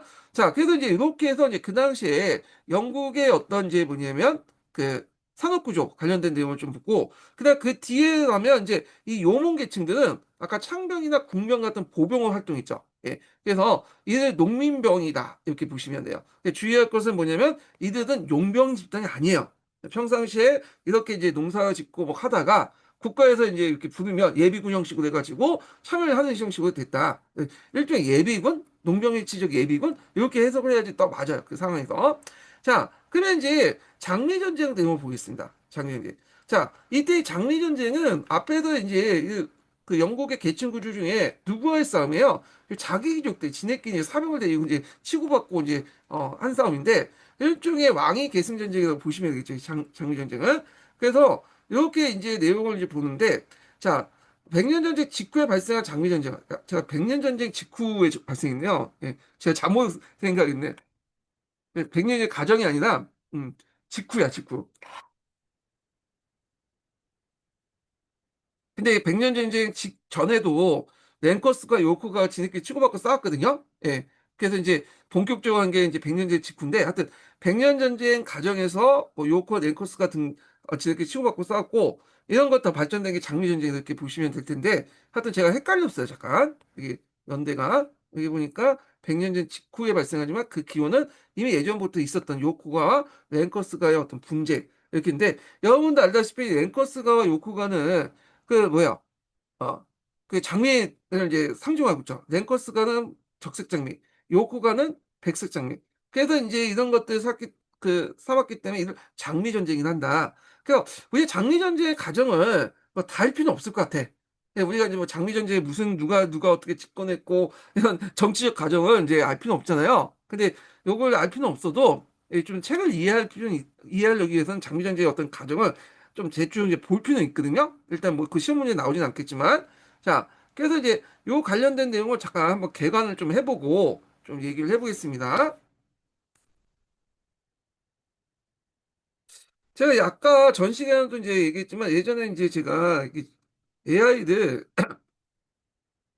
챗GPT를 많이 이용했는데 요즘에 제미나이를 이제 이용하거든요. 제미나이가 검색을 기반으로 했기 때문에 정확해. 그래서 AI 그 챗GPT AI 한각이 너무 많아서 거짓말을 너무 그럴듯하게 얘기를 하고 요즘에는 또 음성 모드가 뭐 상당히 대화 중심으로 바뀌었더라고요. 뭐 예전엔 전문적인 지식도 많이 얘기해 주는데 저번 주에 보니까 챗GPT 5도 이제 바뀌면서 이거 업그레이드 됐잖아요. 완전히 음성 모드가 다운그레이드 됐어, 완전. 그래서 간단하게만 얘기해. 어. 그래서 요즘에는 이제 좀 그래가지고 재미나이를 이제 주로 가지고 이제 좀 이렇게 학습을 좀 해보겠습니다. 예. 자, 그러면 장미전자의 개요를 이제 좀 볼게요.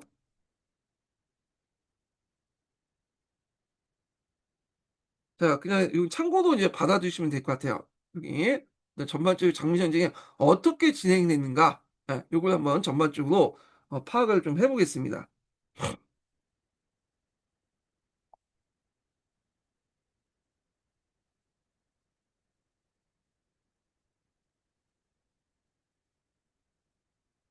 여기 굳이 뭐 애울 필요는 없을 것 같은데 일단은 무슨 어떤 가정이 이제 사건의 경과 이렇구나 하고 보시면 될 것 같고 결과만 좀 보시면 되겠죠. 예, 가정보다는 그렇지만 일단은 한번 진행 과정에 대해서 좀 인지는 좀 할 필요 있었기 때문에 좀 얘기를 하겠습니다. 요거는 얘가 이제 말하는 식으로 할게요. 여기 제가 소리 공유가 됐기 때문에 들릴 거예요. 재미나의 목소리가.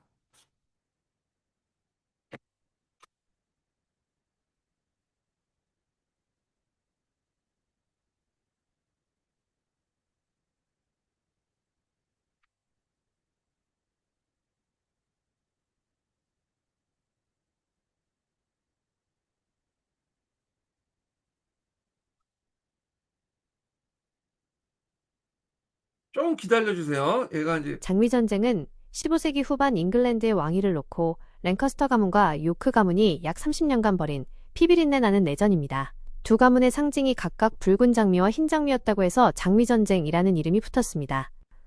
전쟁 개요. 기간 1455년에서 1487년 교전 세력 랭커스터 가문 하우스 오브 랭캐스터 붉은 장미를 상징으로 함 요크 가문 하우스 오브 요크 흰 장미를 상징으로 함 원인 백년전쟁 패배 이후의 사회 혼란 무능하고 정신적으로 불안정했던 헨리 6세 랭커스터 가문의 통치 그리고 강력한 라이벌이었던 요크 공작 리처드의 왕위 계승권 주장 결과 튜더 가문의 헨리 7세가 왕위에 오르며 튜더 왕조 개창 두 가문의 통합 주요 전개 과정 장미전쟁은 왕위가 여러 번 바뀌는 등 매우 혼란스럽게 진행되었습니다. 1차 내전 1455년에서 1461년 요크 공작 리처드가 헨리 6세에 맞서 반란을 일으키며 시작됩니다. 리처드는 전투에서 사망하지만 그의 아들 에드워드가 결국 헨리 6세를 몰아내고 에드워드 4세로 즉위하여 요크 왕조를 엽니다. 2차 내전 1469년에서 1471년 에드워드 4세의 통치에 불만을 품은 세력들이 반란을 일으켜 헨리 6세가 잠시 왕위를 되찾습니다. 하지만 에드워드 4세는 다시 군대를 이끌고 돌아와 랭커스터 세력을 격파하고 왕위를 되찾습니다. 3차 내전 1483년에서 1487년 에드워드 4세가 갑자기 사망하자 그의 동생인 리처드가 어린 조카 에드워드 5세를 런던탑에 감금하고 스스로 왕위에 올라 리처드 3세가 됩니다. 이 찬탈 행위는 많은 이들의 반감을 샀습니다. 4. 보즈워스 전투 1485 리처드 3세의 찬탈에 반발하여 랭커스터 가문의 마지막 후계자였던 헨리 튜더가 군대를 이끌고 잉글랜드로 돌아옵니다. 보즈워스 필드 전투에서 리처드 3세는 패배하고 전사하며 헨리 튜더가 헨리 7세로 즉위합니다. 결과와 역사적 의해 튜더 왕조의 시작. 헨리 7세는 요크 가문의 공주 에드워드 4세의 딸인 엘리자베스와 결혼하여 수십 년간 이어진 두 가문의 갈등을 끝내고 화합을 이끌어냈습니다. 그는 두 장미를 합친 튜더 로즈를 새로운 왕가의 상징으로 삼았습니다. 봉건 귀족의 몰락, 30년간의 내전으로 수많은 대귀족 가문들이 몰락하거나 세력이 약화되었습니다. 이는 결과적으로 왕권을 강화하는 결과를 낳았습니다. 중세의 끝과 근대의 시작, 장미전쟁의 종식은 잉글랜드에서 중세봉건 시대가 끝나고 강력한 왕권을 바탕으로 한 튜더 왕조의 절대왕정 시대가 시작되었음을 알리는 중요한 사건이었습니다. 자, 그러면 이제 바꿔요. 자, 여기에서 이제 뭐 누가 어떻게 이겼고 그런 것들은 중요한 건 아니니까 이제 가정은 아까 이제 재미나의 그 학습을 통해서 이제 한글로 하고 넘어갈게요. 그래서 이제 랭커스가와 요크가의 싸움은 결국에는 이제 서로 결혼을 통해서 하나의 투더 왕조가 만들어지면서 이제 끝나게 되죠. 그래서 이때 이제 등장한 그 투더 왕조의 첫 번째 왕이 헨리 7세다. 이렇게 이제 보시면 되겠습니다. 그래서 이제 이 장리전쟁은 상당히 여러 가지 의미가 있어요. 보면요. 장리전쟁은 왕과 대제후 및 귀족 사이의 싸움이었으며 양쪽이 다 같이 일반 민중의 손상을 미치지 않도록 유념하였으며 런던을 비롯한 대도시들도 중립적인 태도를 지냈다. 그렇지만 이때 이 내란에 이제 참가한 귀족들이 많이 죽었죠. 자기들이 치고받고 싸우면서 재산 몰수도 당하고. 그러니까 장리전쟁을 말하자면 귀족층이 스스로 몸에 간 유혈의 수지다 이렇게 해서 있죠. 그 다음에 또 일반 국민들이나 그 다음에 젠틀 입장 볼 때는 물론 자기들한테 뭐 직접적으로 많은 피해를 입히지는 않았지만 자기들끼리 뭐 귀족끼리 싸움이잖아. 근데 무질서하고 서로 간에 뭐 싸움이 막 난자하고 그 과정에서 잘못하면 자기들 죽음을 당할 수 있는 거 아니에요. 그러니까 이제 이를 방지해서 강력한 왕권이 필요하다. 그래서 이런 강력한 힘에 의해서 뭐냐면 어떤 사회 안정 이런 것들 어, 뭐냐면 원했고 이때 이 헬리치스가의 어떤 절대 왕권을 지지해주는 그 기반이 되었다 이렇게 보시면 되고요. 이 투더 왕조는 이렇게 강력한 왕권을 위한 사회 질서를 원하는 이런 중상층 젠틀이 일반 민들의 어떤 지지 속에서 뭐냐면 유지가 됐다 이렇게 보시면 되겠습니다. 자, 그래서 이제 이런 내용들 좀 기억을 해두시고요. 그 다음에 앞에 이제 재미나에서 이제 그 평가에서 볼 수 있듯이 백년 전쟁도 마찬가지 중세에서 근대로 넘어가게 돼요. 장미 전쟁도 중세에서 근대로 영국에서 이런 이제 어떤 상징적 사건이 있다 이렇게 보시면 되겠습니다. 자, 그러면 이제 영국사 관련된 내용은 이제 이렇게 해서 이제 한번 좀 봤고요. 그 다음에 다시 독일 때 이제 독일 이제 중세 후기 때 관련된 정치상이에요. 그래서 좀 아쉬운 거는 이게 이제 뭔가 왔다 갔다 하는 느낌이 들어. 좀 그냥 영국사는 영국사고 그냥 프랑스사면 프랑스사고 독일사는 독일 이렇게 쭉 한 번에 설명했으면 좀 좋을 텐데 좀 배치가 그래요. 예. 자, 그래서 중세 말 독일을 보겠습니다. 자, 영국과 프랑스가 왕권을 중시한 집권적인 통일국가 발전의 길을 걷고 있을 때 독일은 영방국가 자치도시, 그다음 기사령을 같은 수많은 대소 독립적인 정치단으로서 상당히 분열이 있었죠. 그래서 신성로마 황제가 있긴 있지만 형식적인 거야. 그래서 이 신성로마 황제가 영국과 프랑스의 왕 같은 역할을 못했던 이유가 뭐냐? 자, 물론 다 그런 건 아니지만 상당수 그 신성로마 황제들이 독일의 어떤 문제보다는 항상 이탈리아 문제에 간섭 신경 썼죠. 예. 그러다 보니까 이제 이 독일 제후들이 그 틈을 노려서 이제 영방 국가가 통해서 형성을 하면서 이제 힘이 강화돼 나갔죠. 예. 그래서 이제 있는데 그래서 오개설 볼게 독일의 영방 국가라는 개념이야. 독일 영방 국가. 요게 이제 약간 중세 말기 때 영국과 프랑스에 없는 독특한 국가 형태죠. 예. 그래서 이 영방 국가 관련된 내용을 한번 좀 보겠습니다. 그래서 우리가 알고 있는 프로이센이라는 나라도 이 연방 국가에서 출발해 갖고 결국에는 그 독일을 통일을 했잖아요. 예. 그래서 이 독일의 연방 국가 관련된 내용을 좀 개념 정리를 좀 하고 나서 한번 넘어가 볼게요.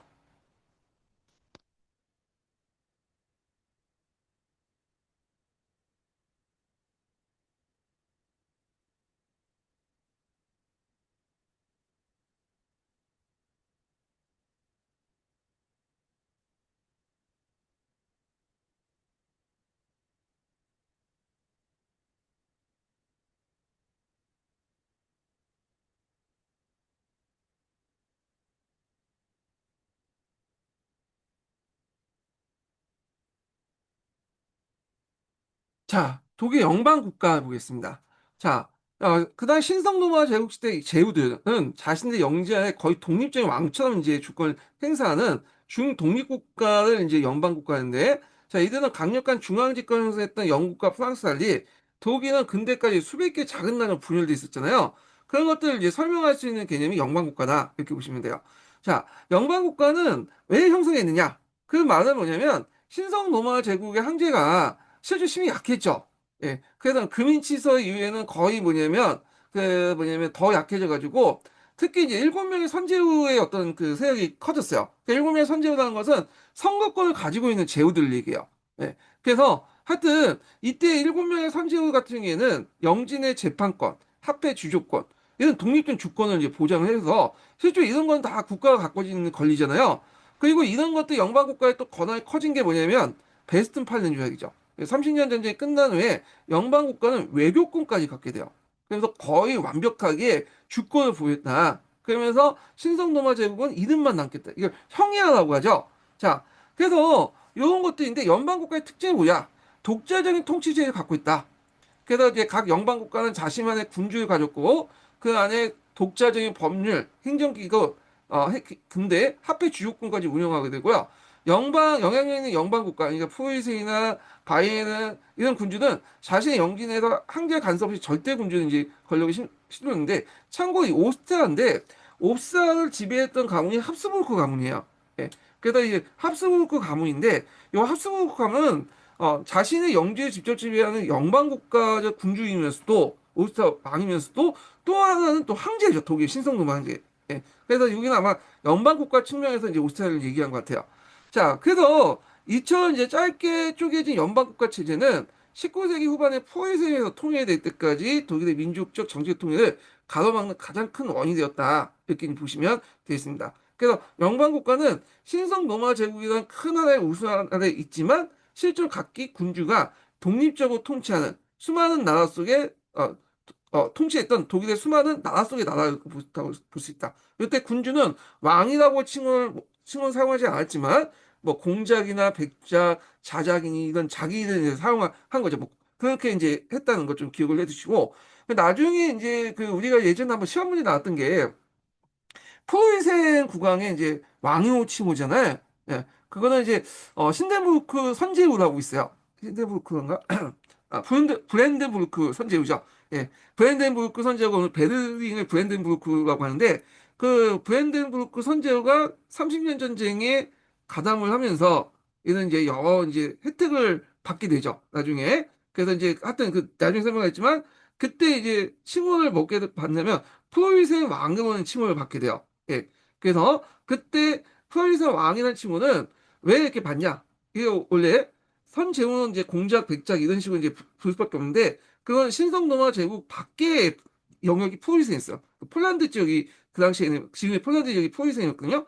그러니까 신성노마 제국 밖에 프로이센 영지를 갖고 있기 때문에 신덴부르크 왕이라 그러니까 신덴부르크가 아니라 신덴부르크가 아니라 브랜덴부르크 왕이라고 하지 않고 그 프로이센 왕이라고 한 거야. 이거는 나중에 그 얘기할 때 다시 좀 얘기를 하겠습니다.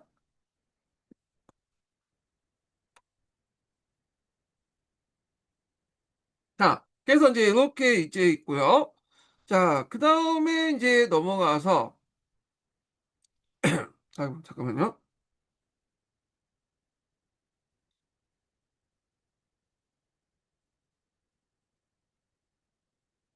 이렇게 있고, 그 다음에 넘어서 다시 이제 대공의 시대를 이제 보겠습니다. 자, 그런 추세는 황제권의 쇠퇴와 보조를 같이 하는 것이었다. 독일의 황제권은 시칠리아 출신의 프리딩 2세를 마지막으로 결정적으로 쇠퇴하게 되고, 이른바 대공의 시대, 그러니까 이제 황제가 없는 그런 시대를 거쳐서 황제 자제는 이 왕가로부터 저 왕가로 전전하다가 금인치서에서 이제 7명의 선제후에서 선출되었다. 그러면 황제가 예전에 세습직이었냐? 세습직이긴 했죠. 그렇지만 형식적으로 선거를 통해서 했어요. 네, 선거. 근데 이제 이거는 어차피 선거를 이제 뭐냐면 통해 해석을 그 해도 실제로 이제 미리 내정자가 있기 때문에 이런 식으로 이제 뭐냐면 항제가 됐던 거죠. 큰 문제가 없는. 이 금인치수도 마찬가지예요. 일종의 선거제예요. 예전부터 했던 거를. 근데 이제 선거권을 누구한테 주냐? 7명의 선제우, 제후에게 줬다는 게 좀 차이가 있죠. 같은 선거제도도.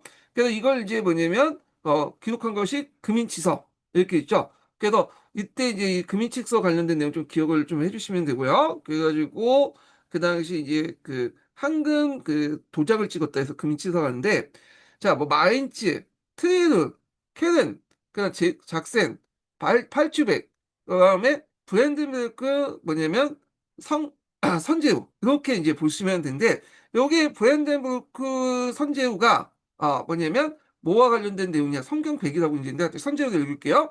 여기가 브랜드밀크가 이제 베를린이요. 그래서 7명의 선제우 중에 그렇게 힘이 크지 않았어요.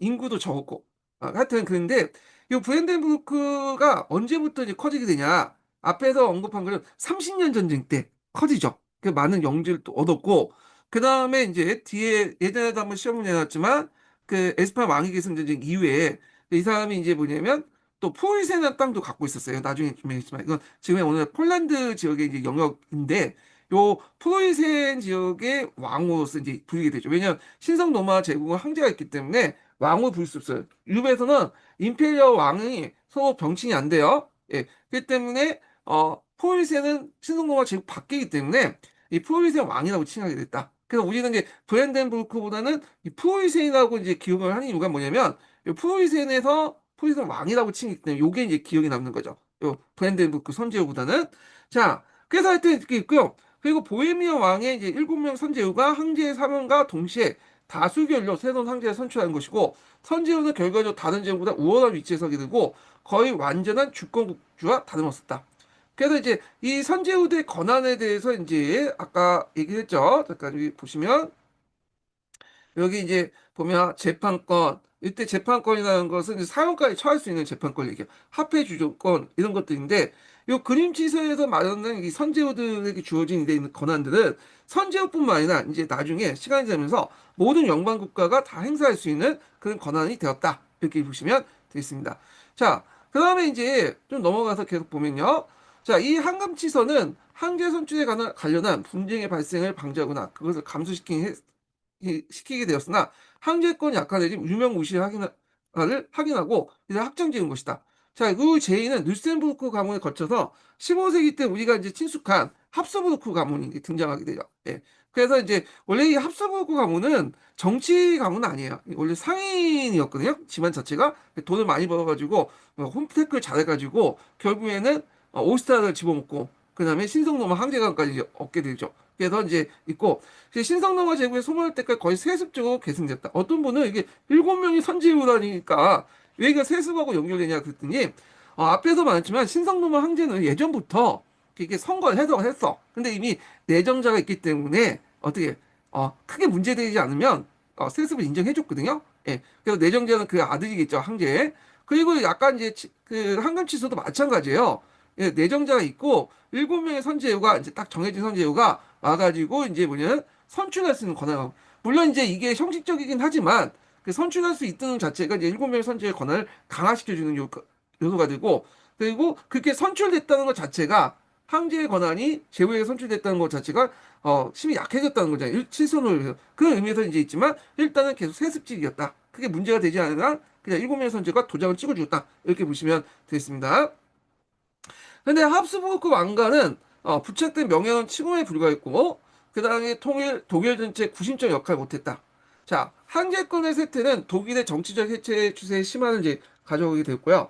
자치 도시들은 자위상 한자 동맹 같은 도시 동맹을 결성을 하게 되고 경우에 따라서 하극기적인 결합체인 기사 동맹도 결성했다.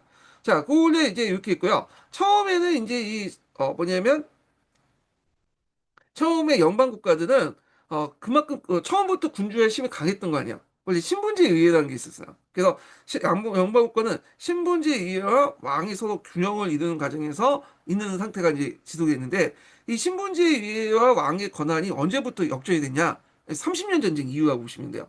예, 그래서 이 30년 전쟁부터 이제 신분제 의회의 권한이 약해지고 왕 밑에 이제 중속되고 뭐냐면 왕보단 제후 밑에 중속되고 제후의 권한이 영방국가의 군주의 권한이 더 강해졌다. 이거는 뒤에 나오니까 좀 얘기를 해보고 다시 얘기해보려고요. 자, 이런 정치적 해체 추세의 가장 중요했던 건 영방국가의 형성이었다. 이렇게 이제 보시면 되겠습니다. 자, 연방국가 이미 포위된 2세 때부터 싹두고 있었으며 13세기 후반부가 14세기에 이렇게 지도가 나오네요. 자, 거쳐서 유력한 봉건제도 등 연방 단위로 이제 영토를 다지고 집권화 추세를 추진하면서 독립적인 경향을 가지고 있었다. 그래서 이렇게 보면 연방 국가 군주대의 어떤 권한들이 쭉 있죠. 그래서 최종 신적 재판권, 그러니까 사형 집행권을 가지고 있는 재판권, 축소권, 화폐 주조권, 관세 증세권 등 같은 국가의 어떤 권력을 갖고 있는 국가 공권을 연방 공권위에서 인정받았고 처음에는 선진국들만 갖고 있다가 나중에 이게 다 확산이 됐던 거고요. 자, 이후 이제 신분제 위에 소집국까지 장악하면서 그냥 거의 완벽한 독립국가 모습을 갖췄다. 자, 그래서 15세기 이러한 발전이 특히 현저했던 것은 브랜덴베르크, 그다음 바이에른, 메클렌부르크 등은 신분제 위에 소집권을 장악하고 위에도 하여금 연방군주의 가세권을 인정시켜 그 수익의 능률적인 행정기구를 발전시켰다. 그래서 앞에서 초창기 때는 이는 연방 국가는 연방 군주하고 신문제의 어떤 위에 간의 군영 관계를 통해서 유지가 됐는데 30년 전쟁 이후에 이 군영 관계가 깨지게 되죠. 예. 자, 그다음에 이제 이렇게 있고 그다음에 이제 그 이때 신분제에 의해서 이제 이렇게 이제 해서 능률적인 행정기구를 가졌다는 좀 기억을 해주시고요. 자, 귀족과 시민계의 반항에 대해서는 지배자 징세권은 불가야도의 고유한 권리하는 노마법 이론을 또 해서 그 주장을 관철시키려 했다. 자, 이래야 이제 19세기까지 독일의 정치 질서의 중추적인 존재로서 연방국가가 성립되었으며 15세기부터 16세기까지 거친 연방국가는 봉건적 정치 질서부터 근대 절대 왕조로 넘어가는 어떤 가도기적 신분 국가로 이제 넘어갔다. 이렇게 보시면 되겠습니다. 자, 그 다음에 이제 그 한편 성지 수의 목적으로 설립된 독일 기사단 있어요. 투턴 기사단 있죠. 우리가 유럽의 3대 기사단 있잖아요. 템플 기사단, 사원 기사단, 그 다음에 이제 독일 기사단, 투턴 기사단, 그 다음에 이제 병원 기사단이라고 알려졌죠. 그래서 이제 3대 기사단인데, 요 독일 기사단은 뭐냐면 단순히 이제 군사 집단이 아니라 이게 뭐냐면 이제 여러 가지 경제적 업무도 같이 역할도 하게 되는데 이때 독일의 국경으로 슬라브족에 대한 활동을 이제 시작한 이래 그 사업에 대해 더 큰 이익을 발견하고 그 일에 열중했다. 그래서 폴란드 2세 때 이 독일 기사단이 오늘날 이제 그 폴란드 지역의 영역이라고 이제 볼 수가 있죠. 지금 폴란드 넘어가는 프로리센이라는 땅이 있어요. 그래서 폴란드 2세는 독일 기사단에게 동프리센을 수여했고 그들은 비스툴라 강을 넘어서 동진에서 13세 후에 프로이센을 독일화시켜서 기독교화시켰다. 이렇게 보시면 돼요. 그래서 이 프로이센은 원래는 슬라브족들이 살았던 땅이에요. 프로이센이라는 땅이 프로이센인이 살고 있는 지역이라는 의미예요. 근데 이들 슬라브족이 걔들만 독일화됐다 이렇게 보시면 돼요. 그래서 예전에 뭐 독자적인 종교도 가지고 있고 언어도 갖고 있었는데 이들이 이제 뭐냐면 독일화되면서 독일어를 사용하고 기독교를 수용하게 되죠. 그러니까 완전히 독일이 됐던 거다. 이렇게 이제 보시면 되겠습니다. 그래서 요 이 동프리센 땅은 이제 후에 앞에서 말한 그 어디 브랜덴부르크 선지로 넘어가게 되는데 뭐 동프리센 서프리센 넘어가는 과정은 나중에 절대 왕정식 때인지 할 때 좀 더 얘기를 해보기로 하고요. 자, 스위스의 독립 관련된 내용은 좀 쉬었다가 진행을 하겠습니다. 예. 예.